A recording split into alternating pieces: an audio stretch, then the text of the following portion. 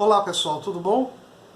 Estamos juntos mais uma vez para refletirmos, compartilharmos a palavra do Senhor. E nesse instante eu quero orar com você, ok? Santo Deus, muito obrigado por mais essa oportunidade que temos de refletir na Tua palavra e que ela cale fundo em nossos corações, ó Deus, que o Senhor possa fazer a Tua vontade em nós e através de nós, pela Tua palavra. É a nossa oração no nome de Jesus. Amém. Bom, nós vamos ler o Salmo de número 121 nesse instante, ok? Salmo de número 121, diz assim a palavra de Deus. Levanto os meus olhos para os montes e pergunto, de onde me vem o socorro? O meu socorro vem do Senhor que fez os céus e a terra. Ele não permitirá que você tropece. O seu protetor se manterá alerta. Sim, o protetor de Israel não dormirá. Ele está sempre alerta. O Senhor é o seu protetor. Como sombra que o protege, ele está à sua direita. De dia o sol não o ferirá, nem a lua de noite. O Senhor o protegerá de todo o mal, protegerá a sua vida. O Senhor protegerá a sua saída e a sua chegada, desde agora e para sempre. Este é um salmo muito conhecido nosso. E além de ser conhecido, sua mensagem é bem clara, é bem objetiva. Mas creio que sempre é bom relembrarmos esses textos, até para trazermos à memória os feitos do Senhor e o seu cuidado. No passado para com Israel e no presente para nós, que em Jesus somos também o Israel de Deus, alvo de suas promessas, que nunca falham e permanecem para sempre. Alguns textos nos orientam a lembrarmos das coisas que Deus tem feito por nós. Salmo 116, verso 7 diz, retorne ao seu descanso, ó minha alma, porque o Senhor tem sido bom para você. Deuteronômio 8,2 diz, lembre-se de como o Senhor, o seu Deus, os conduziu por todo o caminho no deserto durante esses 40 anos. Salmo 77,11 diz, recordarei os feitos do Senhor, recordarei os teus antigos milagres. 1 Crônicas 16,12 diz, lembrem-se das maravilhas que ele fez, dos seus prodígios e das ordenanças que pronunciou. O Salmo 121 tem a ver com esse relembrar dos feitos do Senhor. Muitas às vezes fazem uma leitura equivocada desse Salmo, achando que ele é uma promessa de que absolutamente nada de errado pode acontecer conosco, que estamos imunes às doenças, que estamos blindados das violências, que não teremos dias ruins, enfim, aquele que tem fé está livre da dor e das aflições, das situações difíceis, e que se isso não acontece é porque existe pecado, estamos afastados de Deus. E com certeza não é isso que esse salmo nos ensina. É preciso lembrar que a Bíblia deve ser interpretada pela Bíblia. Aliás, esse é o contexto expresso por Lutero, quando ele afirmou os 5 princípios da Reforma Protestante. Dentre eles, o sola scriptura, ou seja, somente se deve interpretar a Bíblia pela Bíblia. Não devemos pegar um texto isolado e construirmos um conceito, ou até mesmo uma teologia, sobre a ideia de um único texto, sem entendermos todos os contextos que a própria Bíblia nos apresenta. Temos que tomar cuidado para não cairmos no erro de julgar situações da vida de bênção ou sofrimento, prosperidade ou necessidade, alegria ou angústia, pelo mérito. Se formos por esse caminho, vamos sempre julgar pelo nosso ponto de vista, que é limitado e muitas vezes enganoso.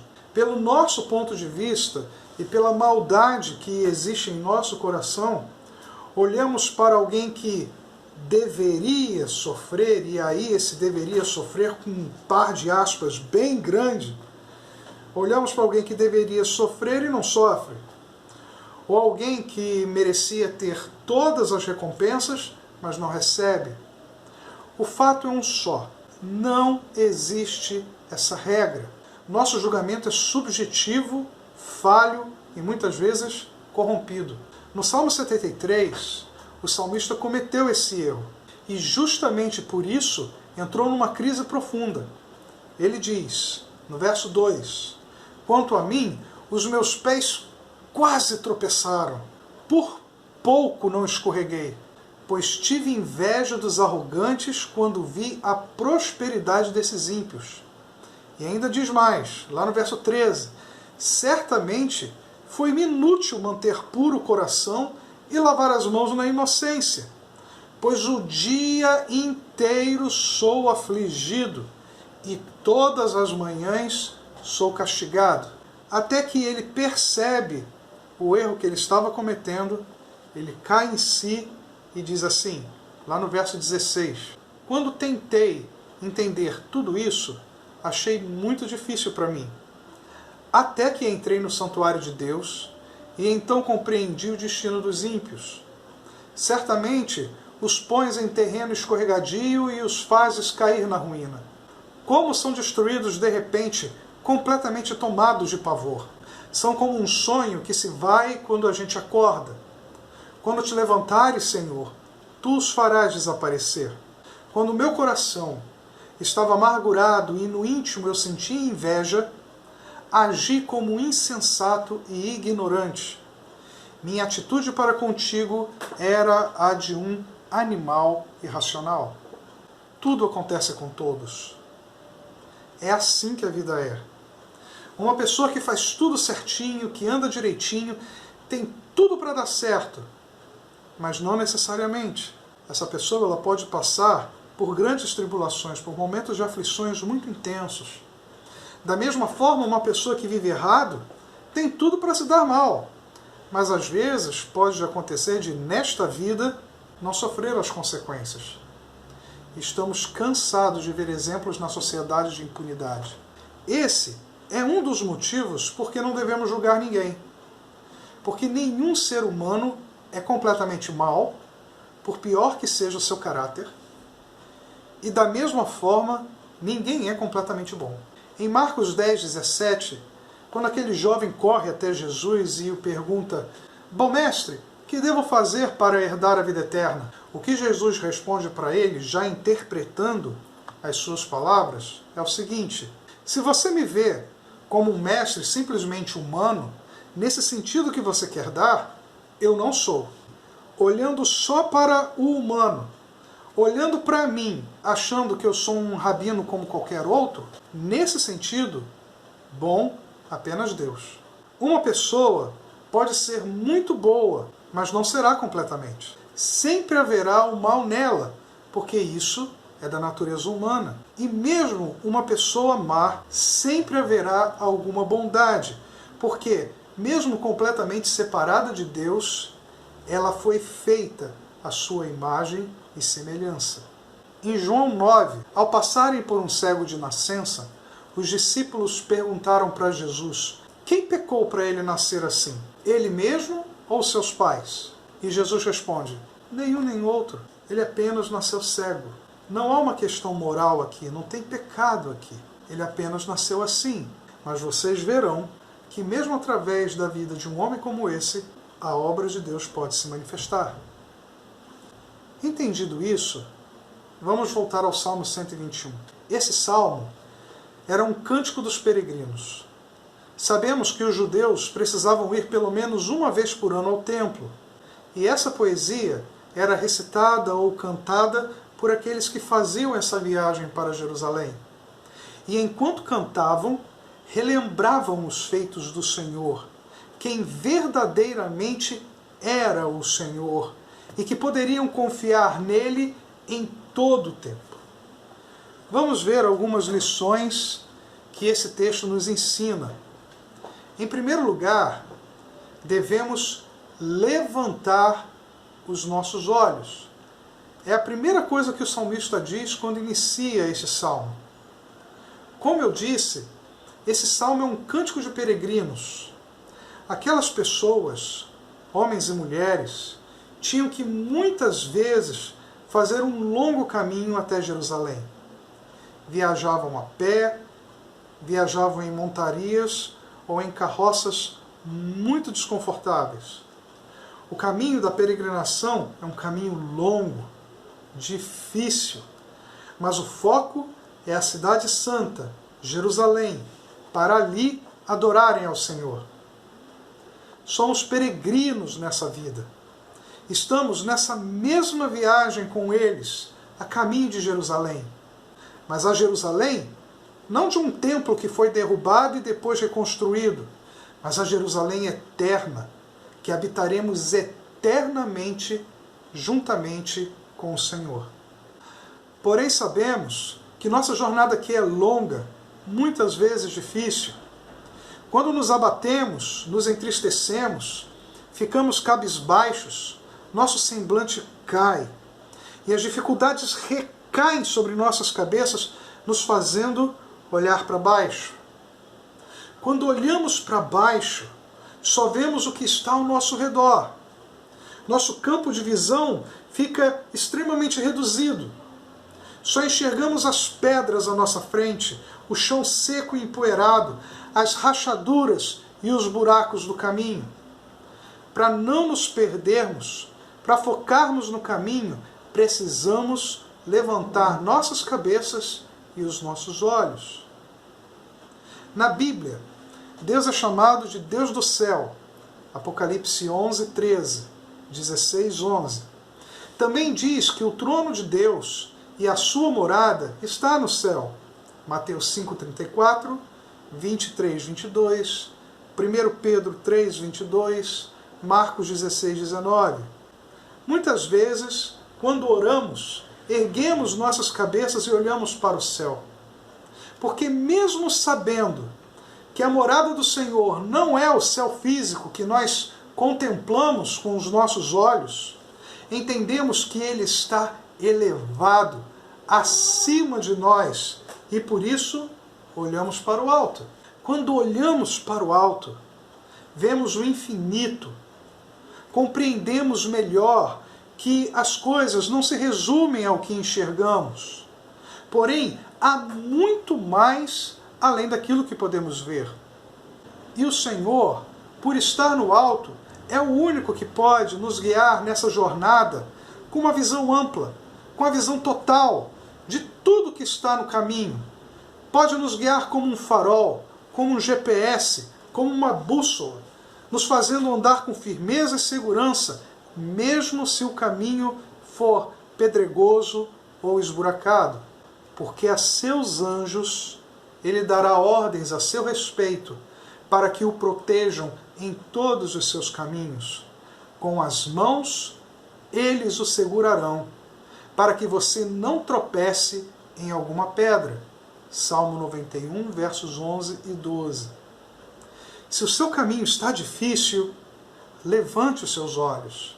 Se a dureza da vida está te abatendo, levante os seus olhos. Se os seus pensamentos estão pesados, te pondo para baixo, busque outros pensamentos. Peça ao Senhor para que pensamentos renovados invadam o seu pensamento. Porque o próprio Paulo diz sobre isso. Finalmente, irmãos, tudo que é verdadeiro, tudo que é nobre, tudo que for correto, tudo que for puro, tudo que for amável, tudo que for de boa fama, se houver algo excelente ou digno de louvor, pensem nessas coisas. Lute contra os maus pensamentos. Lute contra aqueles pensamentos que te fazem olhar para baixo. Pense nesse tipo de coisas que o apóstolo Paulo nos recomenda. E olhe para o alto. Mas seguindo o texto, em segundo lugar, devemos ver além dos montes. Diz assim: levanto os meus olhos para os montes e pergunto, de onde me vem o socorro? O meu socorro vem do Senhor que fez os céus e a terra. Antes de nos mudarmos para Madureira, ficamos procurando por volta de 1 ano e meio, orando ao Senhor e pedindo que Ele nos mostrasse um lugar em que nos sentíssemos bem. E o Senhor ouviu nossa oração. Temos uma vista bem bonita, onde podemos ver à direita montes da região da Baixada Fluminense e à esquerda o Pico da Pedra Branca, que é o ponto culminante da cidade do Rio de Janeiro. Olhar esses montes realmente nos trazem uma sensação de paz e bem-estar. Agradecemos e louvamos muito ao Senhor por essa bênção que Ele nos deu. Quando o texto nos diz: levanto os meus olhos para os montes e pergunto de onde me vem o socorro, ele coloca duas possibilidades aqui. A primeira, que esses montes seriam os montes ao redor de Jerusalém e o próprio Monte Sião, onde ficava o templo. Ali criam que era a morada de Deus. Deus era maior e mais poderoso que a força e a impavidez monumental das montanhas. Olhar os montes era contemplar a grandiosidade de Deus, que é o Criador dos montes, do céu e da terra. Outra possibilidade é que os povos pagãos e os judeus que abandonavam a sua fé adoravam falsos deuses em altares e santuários que ficavam no alto dos montes. E a Bíblia tem vários textos que mostram isso. 2 Reis 16:4, 13:27, 17:2, Oséias 4, de 11 a 13, são alguns desses textos que mostram essa situação. Nesse sentido, a declaração do salmista em tom de questionamento pode implicar numa reprovação da idolatria e um testemunho da inutilidade dos ídolos. Algo semelhante é o que lemos em Jeremias, quando ele diz: de fato, a agitação idólatra nas colinas e o murmúrio dos montes é um engano. No Senhor, no nosso Deus, está a salvação de Israel. Jeremias 3:23. Levantar os olhos não basta, pois fazer isso e buscar forças que não sejam em Deus é um erro. É confiar em si mesmo, é se perder no seu próprio caminho. O homem encontra soluções para si, mas que são terrenas, são temporárias. Em Deus, a solução não é apenas para essa vida, mas para a eternidade. Somos, muitas vezes, tentados a confiar no dinheiro, nas posses, na força física, no trabalho, no status, na carreira e em muitas outras coisas. É preciso sempre olhar além disso tudo, para não nos perdermos em nós mesmos. Ao olhar para os montes e comparar os falsos deuses com o Senhor, a conclusão do salmista é uma só: o meu socorro vem do Senhor, que fez os céus e a terra, que está acima desses deuses falsos.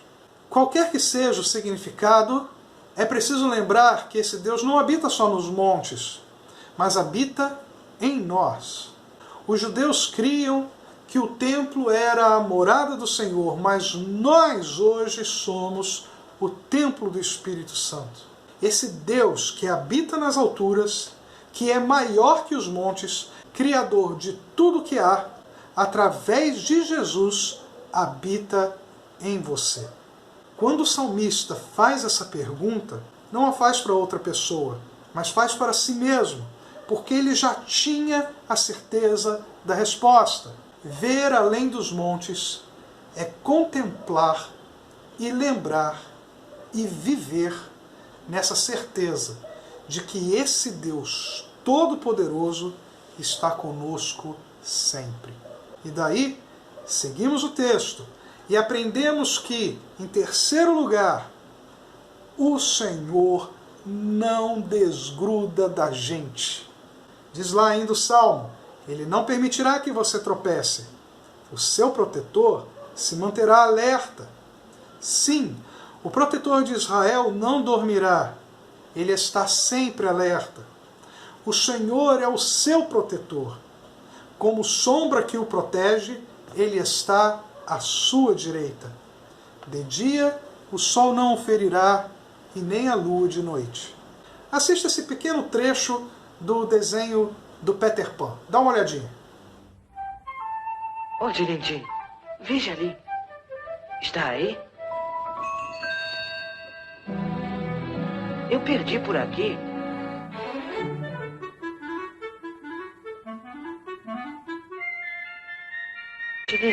Shh. Não brinque. Procure-me sombra. Sombra. Como sombra.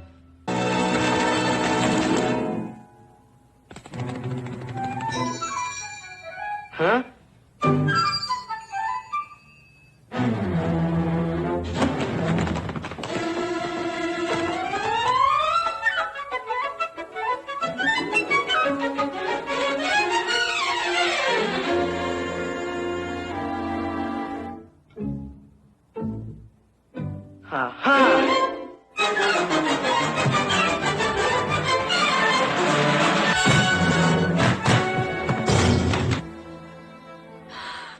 Peter Pan!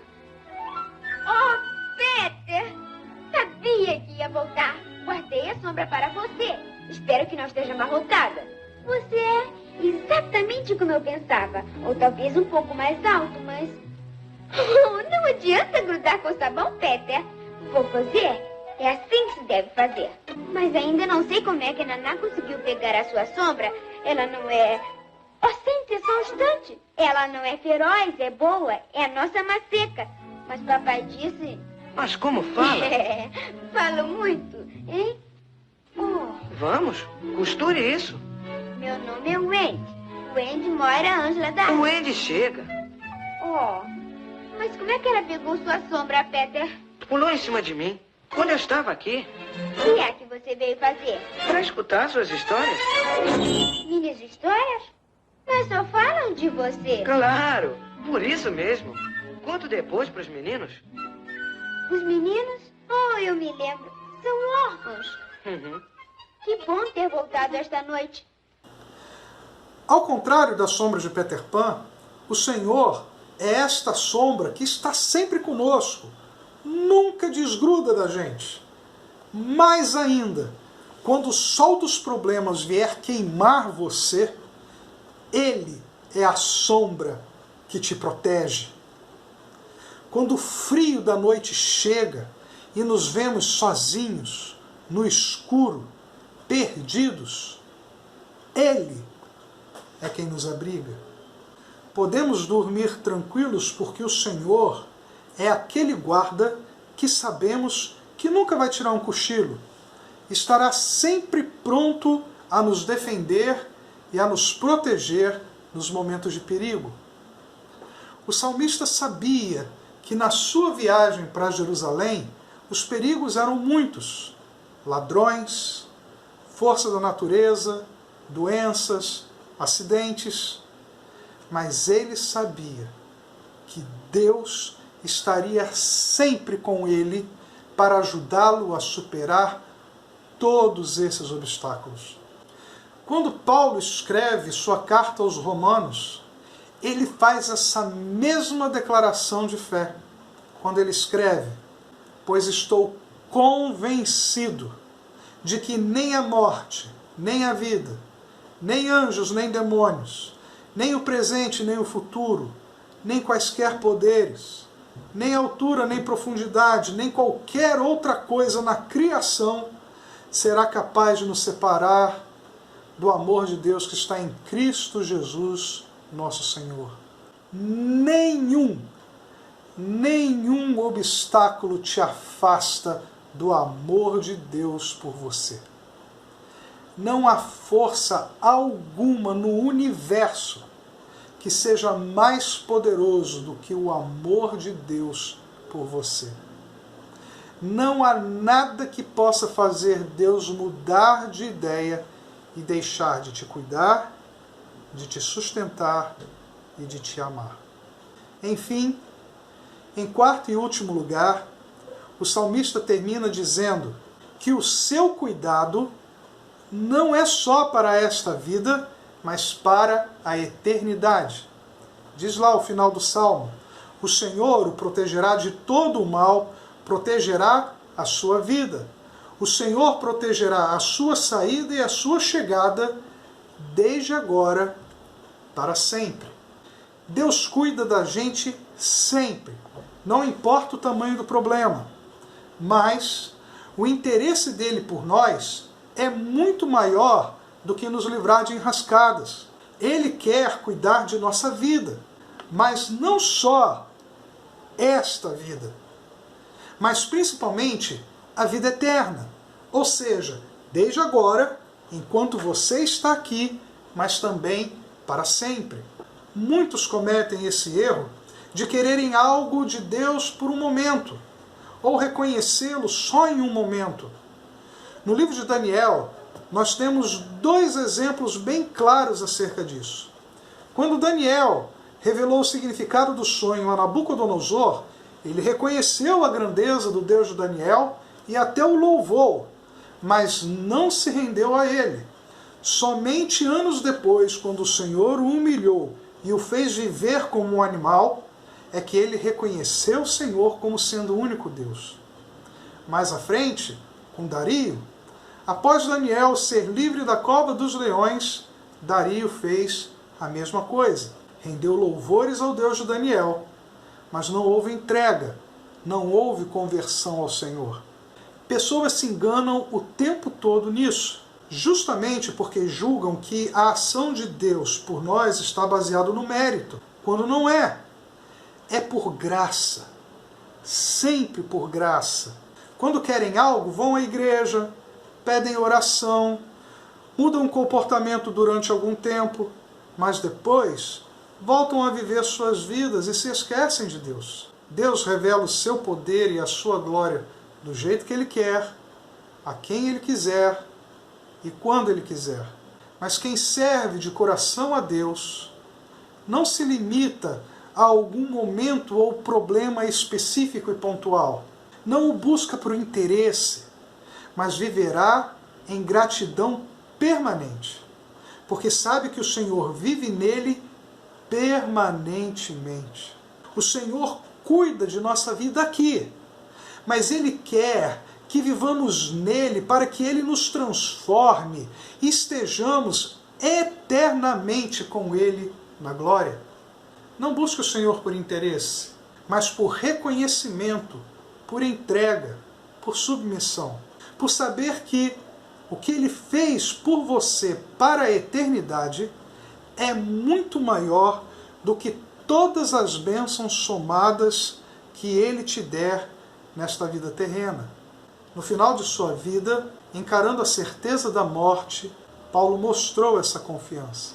Paulo disse: eu sei em quem tenho crido, e estou certo de que Ele é poderoso para guardar o meu depósito até aquele dia. 2 Timóteo 1,12. Então, concluindo, em primeiro lugar, devemos levantar nossos olhos. Quando olhamos para o alto, vemos o infinito. Compreendemos melhor que as coisas não se resumem ao que enxergamos, porém, há muito mais além daquilo que podemos ver. E o Senhor, por estar no alto, é o único que pode nos guiar na nossa jornada. Se seus pensamentos estão pesados, te pondo para baixo, busque outros pensamentos. Peça ao Senhor para que te ajude a colocar pensamentos que te façam olhar para o alto. Em segundo lugar, devemos ver além dos montes. Levantar os olhos não basta, pois fazer isso e buscar forças que não sejam em Deus é um erro, é confiar em si mesmo, é se perder no seu próprio caminho. O homem encontra soluções para si, mas que são terrenas, temporárias. Em Deus, a solução não é apenas para essa vida, mas para a eternidade. Em terceiro lugar, o Senhor não desgruda da gente. Nenhum obstáculo te afasta do amor de Deus por você.